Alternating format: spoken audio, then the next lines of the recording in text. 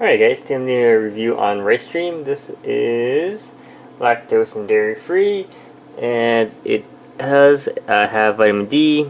It's gluten free. It's also fortified. So take a look at the ingredients here. As you can see, this if you guys want to read it, pause it. But I'll give you a good idea. It has some calcium, has all that stuff. 10 grams of sugar right there. There you go. And let's do a quick taste test. So rice, rice milk, it has a more of a watery texture. So if you're used to things like coconut milk, you're gonna find that it's just like white water.